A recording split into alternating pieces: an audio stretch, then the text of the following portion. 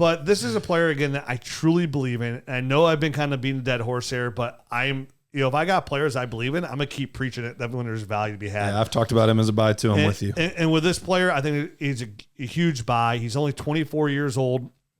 He doesn't turn 25 till like late mid-December, and that's J.K. Dobbins for the Baltimore Ravens. This is a player that I truly believe is going to be a top 6, top 7 fantasy football running back this season. Really excited about where this is going in this offense and the player itself. The player itself is somebody who comes in and he's averaged over 6 yards per carry for the most part. It's somebody that he's come in and like last year he got mad in the playoffs. He's like, I need to be the number one guy here. Like he's saying like, I want to be the guy. I need to be the guy here out loud.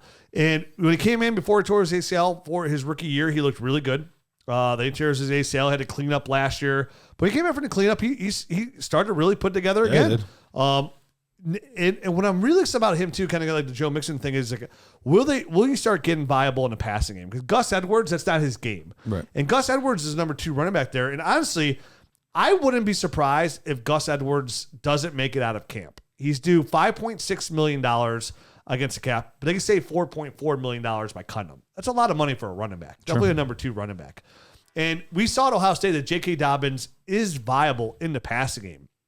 Even though so far I think he's only got about 32 career targets, which isn't good enough. But what excites me too is like they get rid of Greg Roman and his offense. I think that's going to be huge. And I think that's been a huge hindrance to J.K. Dobbins. And they bring in Todd Monken. And we all remember Todd Monken from his Tampa Bay days where he ran his air raid offense in 2018, and Tampa Bay was the number 1 passing offense. But then he goes to Georgia and helps them win back-to-back championships, and he changes offense for Georgia where he ran that 2 tight end system there. And, obviously he had Brock Bowers, he had Darnell Washington. Yeah, we got 2 really good guys there. And they actually average 198 yards per game rushing. And when you look at Baltimore and you look at, obviously, you have Mark Andrews. They have Isaiah Likely there, who showed that he was a nice rookie tight end last year. You got some nice weapons in Odell Beckham Jr., Rashad Bateman, Devin Duvernay. Just drafted Zay Flowers. And they just drafted Zay Flowers in the first round as well. So some options there. And the fact that they paid Lamar Jackson so much money, the highest paid player in NFL history on a year average per year basis, knowing that he hasn't been there at the end of the last 2 seasons, like they're going to put emphasis on this year and going forward on protecting Lamar Jackson, which is reining in some of those rushing games that, maybe design rushing games that Greg Roman was going to design. Right. And, use that to probably open up, J.K. Dobbins a little bit more in the flat, obviously the tight end systems as well. But with I think the receiving weapons around him and with Lamar Jackson, this really should open up the ground game for J.K. Dobbins. And he has to be hungry at this point to really produce and put himself in position for that second contract. He's got the youth, he's got the offense, and he's got the weapons around him, and he's got a pretty good offensive line as well there in Baltimore. So this is somebody who can come in, put up, I expect, running back 1 numbers. My expectations, top 6 right around there.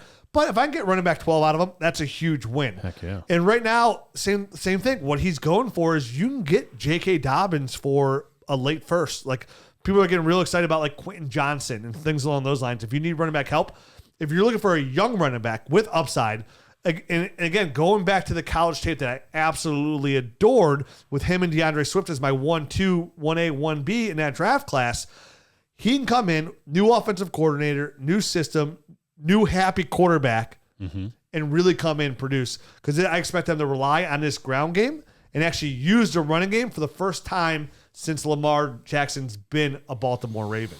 And if all that other, naysayers about injuries and all that kind of stuff wasn't enough motivation for J.K. Dobbins, it's also the last year of his deal. Yes. Yeah. So he's playing for money here. And we always see upticks there. We always see a big kind of jump there. So I do like to see him, or I do expect to see him do a lot better this year. And I love him as a buy. So yeah, he's 24 and a half basically years old. So you still have some years on this guy as well. I do feel like he's just kind of coming around. He hasn't had a lot of tread taken off the tires here in the first couple of years. So I do think he's a guy that can be viable into his second contract. So even if you have to give the first to get him, I still feel pretty good about that. And he runs strong, so it's a good goal line opportunity there. Definitely somehow if they get rid of Gus Edwards, It's wheels up. Sky's the limit. Absolutely. So they bringing a guy like Kareem Hunt or somebody, Yeah, and they could easily still bring in one of these old, guys that are still out there, Ezekiel Elliott or somebody like all of that is in the realm of possibility, but all of these guys that could happen to. I mean, we have no idea where some of these guys will still land, but everything that we know about J.K. Dobbins, he has been successful at every single level. He's been successful in basically all the games that we've seen him play. I know it hasn't been as big of a sample size as we would like, but let's also rewind to last year, because I remember people saying, I'm tweeting about how excited I am, how he's putting up numbers, blah, blah, blah. People were like, yeah, but have you seen him run?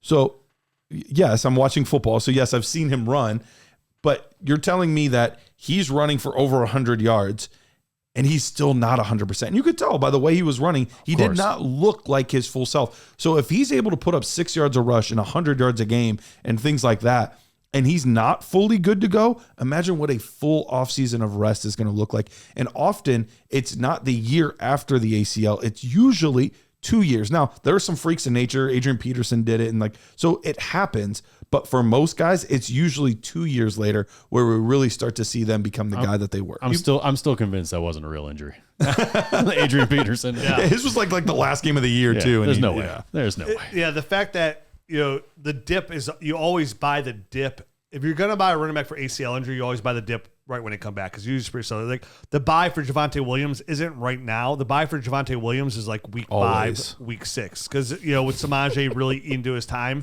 and him not producing. Not now. And same with JK. And what I love about that as well is, I love the fact that JK stopped in the season when he knew he was a viable asset to get his knee cleaned up, because he knew he wasn't 100%. Mm-hmm. So when you're like, oh, watch the tape. Yeah, he knew it too. He knew he wasn't doing exactly what he wanted to do. Like he couldn't make those cuts that he wanted to make, that we saw that he could make. JK had the ability to make matrix style cuts in the open field and almost get lateral there in the open field. He's that dynamic with the football in his hands from tape. And listen, I know that college tape, and now it's been 3 years, so time is gone. There's a big window there to have fallen off.